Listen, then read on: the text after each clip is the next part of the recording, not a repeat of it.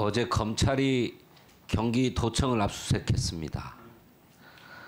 전임도지사 수사를 이유로 한 압수수색이라고 하는데 경기도청 입장에서 보면 14번째 압수수색을 당했다고 해요.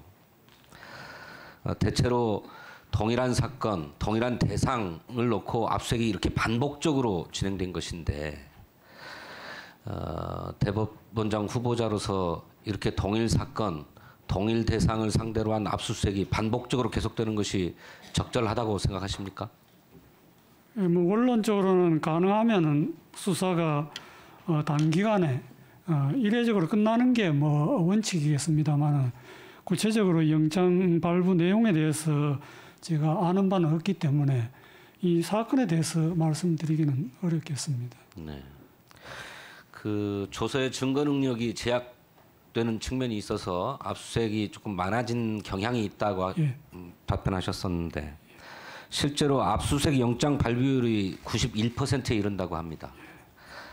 영장 실질심사가 의무화된 구속영장 발부율은 82%라고 하는데 압수수색 영장이 훨씬 더 많이 발부되고 있지요. 근데 더구나 뭐 합리적인 이유도 없이 동일 사건, 동일 대상 안에서 계속 이렇게 압수수색 영장이 발부되는 것은 바람직하지 않다고 생각합니다. 예, 그렇습니다. 법원도 그에 대해서는 인식을 같이 하는 것 같습니다. 예, 그렇습니다. 그래서 압수수색 관련해 가지고 임의적 대면 심사 제도를 도입하겠다고 한 바가 있습니다. 대법원에서. 예. 알고 계시죠? 예, 압니다.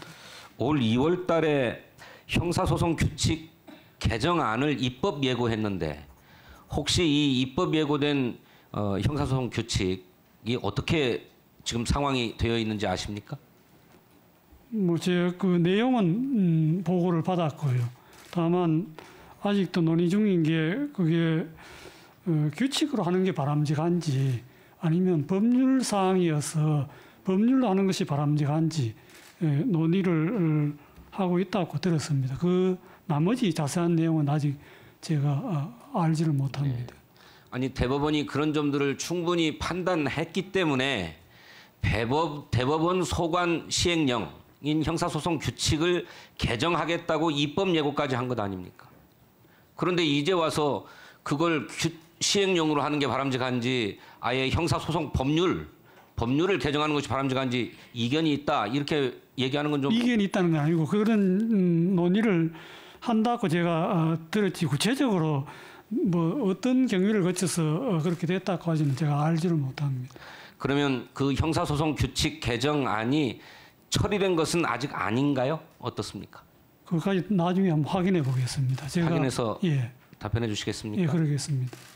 저는 이거 도입될 필요가 있다고 생각됩니다. 우리 저 후보자께서는 어떻게 생각하세요? 예, 저도 최근에 압수수색 문제가 굉장히 대두가 되고 있고 또 이제 외국에서도 이미 시행하고 있는 제도이기 때문에 네. 긍정적으로 검토는 해보겠습니다. 다만 아까 말씀드린 그 정확한 내막을 아직 제가 모르기 때문에 확인해서 예, 오후에라도 답변을 해주셨으면 좋겠는데 예.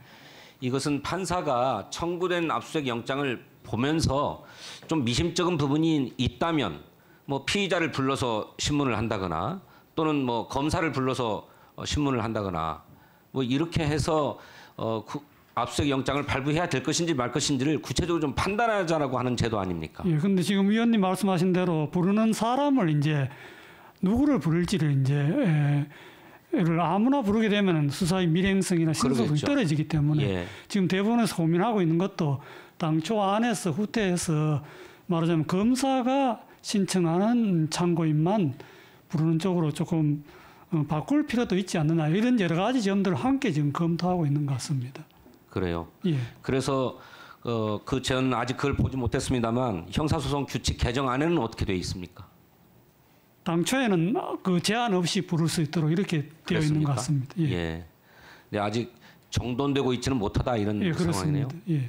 저는 필요한 범위 내에서 그렇게 말씀하신 대로 수사의 밀행성이나 기밀성을 해치지 않는 범위 내에서의 이런 임의적인 대면 심사 제도 반드시 도입돼야 된다고 생각하는데 검토해 보겠습니다가 아니라 의지를 갖고 그렇게 해주셔야 된다고 생각합니다.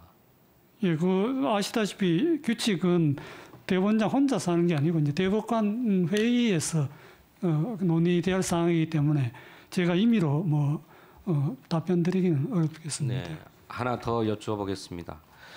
후보자께서 서면 답변을 통해 가지고 조건부 구속영장 제도 도입을 적극 검토하겠다 이런 말씀을 하셨어요.